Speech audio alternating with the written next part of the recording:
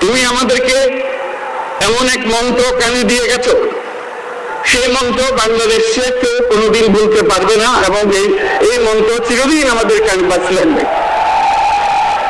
সেই মন্ত্র বাংলাদেশের বড় মন্ত্র হয়ে আমাদের জাতির সঙ্গে সংযুক্ত থাকবে। তোমার মন্ত্র ছিল চলো বলো বীর চির উন্নত মমশির।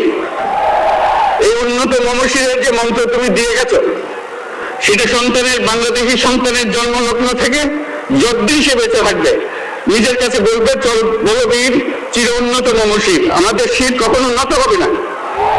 সেই মন্ত্র তুমি আমাদেরকে দিয়ে গেছো, আমাদের সব কাজের সাথে আমরা প্রমাণ করব। আমরা দুনিয়ার সামনে মাথা উঁচু করে চলবো, কারো কাছে মাথা নত করবো না। সেই মন্ত্র তুমি আমাদেরকে দিয়ে গেছো, আমরা সেটাকে পূরণ করে যাব।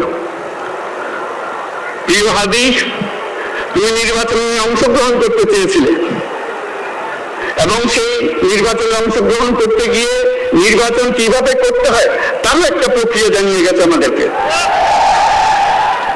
সেই প্রক্রিয়া যেন আমরা সবাই মিলে গ্রহণ করি, যে কিভাবে প্রচারণা কার্য চালাতে হয়, কিভাবে মানুষের কাছে যেতে হয়, কিভাবে মানুষকে কষ্ট না দিয়ে তার বক্তব্য প্রকাশ করতে হয়, কিভাবে বিনীতভাবে মানুষের কাছে আসতে হয়, সবকিছু তুমি শিক্ষা দিয়ে গেছো।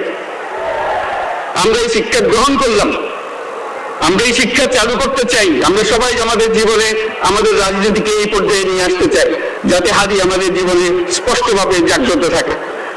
হাদি, তুমি হারিয়ে যাবে না, তুমি কোনদিন কেউ তোমাকে বলতে পারবে না। তুমি যুগ যুগ ধরে আমাদের সঙ্গে থাকবে, আমাদেরকে তোমার মন্ত্র পুরো মনে করিয়ে দেবে, আমরা তোমাকে মনে করিয়ে দেব চলো বীর উন্নত মমশির। আমরা সেই মন্ত্র নিয়ে আজকে সামনের পথে এগিয়ে যাব। তোমাকে আমাদের সবার পক্ষ থেকে